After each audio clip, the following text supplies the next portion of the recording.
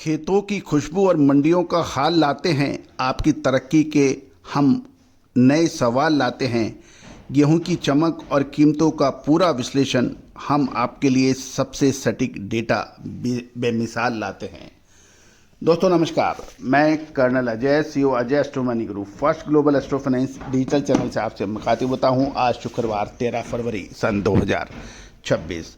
दोस्तों आज के एपिसोड में हम आपको मंडियों के ताज़ा हाल, भारत के और अमेरिका के बीच ट्रेड डील से संबंधित गेहूं के ऊपर क्या असर है, इसके ऊपर चर्चा करेंगे। साथ साथ गेहूं की साल 2026-27 की संपूर्ण बैलेंस शीट आप तक प्रस्तुत करेंगे पिछले साल के कंपैरिजन के साथ। दोस्तों हर वो मुमकिन डाटा जो आपके लिए खबर बन सकती है, विश्लेषण बन सकती है, आपके लिए फ़ायदेमंद हो सकती है, हम लाने का प्रयास करते हैं। साथ साथ अनाज, मसाले, कपास, दलहन, तिलहन, इन सब के अग्रिम विशेष रिसर्च रिपोर्ट्स हाजिर बाजार यानी फिजिकल मार्केट के लिए आप संपर्क कर सकते हैं। नंबर स्क्रीन पे दिए हुए हैं। साथ साथ यदि शो पसंद आता है तो चैनल को लाइक कीजिए और चैनल को अभी तक सब्सक्राइब नहीं किया है, पहली बार आए हैं तो सब्सक्राइब करना बिल्कुल ना भूलें। आपका चैनल आज लगभग 3.25 लाख रजिस्टर्ड यूजर का चैनल है। 13,600 से अधिक शो आपके लिए हैं। साथ साथ 2 करोड़ 20 लाख के आसपास आपके व्यू वाला चैनल आपका अपना चैनल है। दोस्तों शो के प्रथम भाग में हम गेहूं की भाव और एफसीआई की नीलामी के बारे में चर्चा करेंगे। घरेलू बाजारों में गुरुवार यानी कल 12 फरवरी को गेहूं की कीमतों में गिरावट का रुख देखा गया। साथ साथ स्टॉकिस्टों द्वारा स्टॉक निकालने की जल्दबाजी और भारतीय खाद्य निगम की निरंतर नीलामी के दबाव के कारण कीमतों में कमी नजर आई है। गौरतलब है कि सप्लाई की स्थिति आरामदायक होने के कारण कुछ राज्यों में नई फसल की आवक शुरू होने से भी सेंटीमेंट कमजोर हुआ है।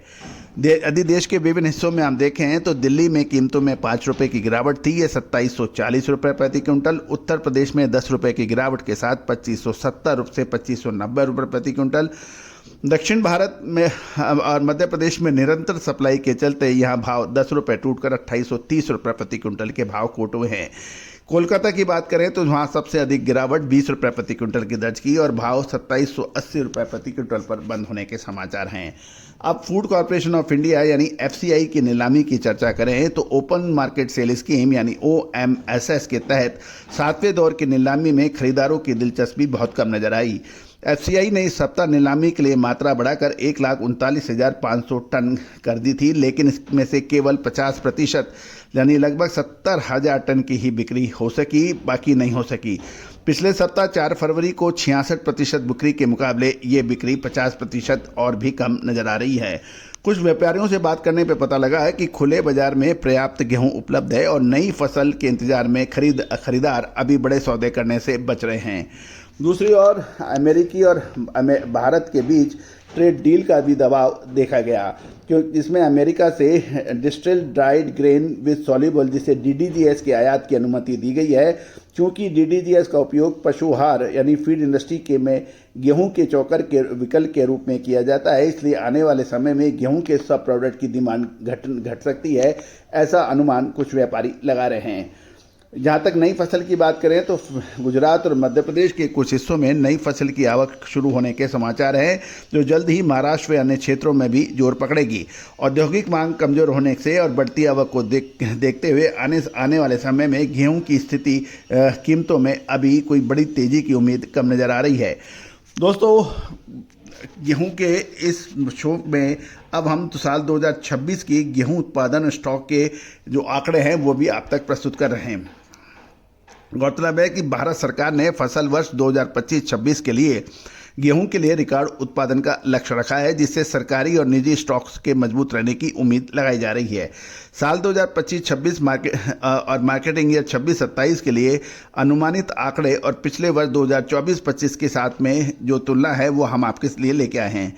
साल 2024-25 में 117.5 मिलियन टन का उत्पादन का अनुमान था, जो साल 2025-26 में बढ़कर 119 मिलियन टन का अनुमान लगाया गया है।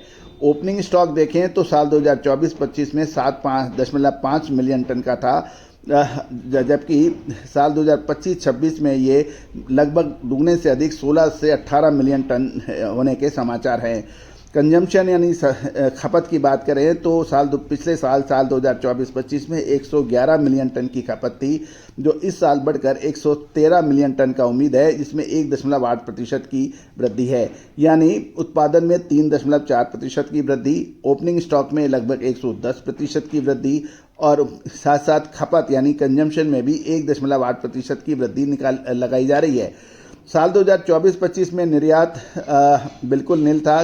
सीमित मानवीय सहायता से कुछ देशों को हेल्प के रूप में किया गया था, लेकिन साल 2025-26 में 5 लाख टन का निर्यात गेहूं का ना होके प्रोसेस्ड आइटम जैसे आटा और मैदा को निर्यात की अनुमति दी गई है।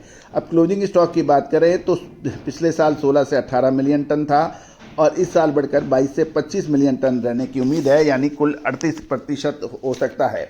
तो दोस्तों ये था एक गेहूं की बैलेंस शीट। अब बात कर लेते हैं कि साल 2026 के लिए 100 मिलियन टन का लक्ष्य रखा गया है, जो पिछले साल से काफ़ी अधिक है, यानी 3.4% अधिक माना जाए। ओपनिंग स्टॉक और क्लोजिंग स्टॉक में भी शानदार वृद्धि है। इसके अलावा खपत और मांग के अंदर भी लगभग 1.5 से 2% सालाना दर से बढ़ रही है।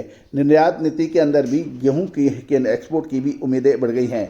जहां तक न्यूनतम समर्थन मूल्य की बात करें, ये पिछले साल 2425 रुपये से बढ़कर 160 रुपये बढ़कर इस बार 2585 रुपये प्रति क्विंटल है। कुल मिलाकर इस बार गेहूं की फसल शानदार देखते हुए भाव के अंदर कोई बड़ी तेज़ी की उम्मीद अभी तुरंत नज़र नहीं आ रही है, लेकिन ये क्या समय खरीदने का है या इंतजार करने का है? विस्तृत अगले 5 से 6 महीने की रिपोर्ट्स के लिए आप संपर्क कर सकते हैं हाजिर बाजार की। All the very best, good luck, happy trading. साफ मसाले, खुशबू और प्योर झांझ, टेस्ट से भर दे हर जुबां पे स्वाद। एवरीडे मसाले, देश का स्वाद।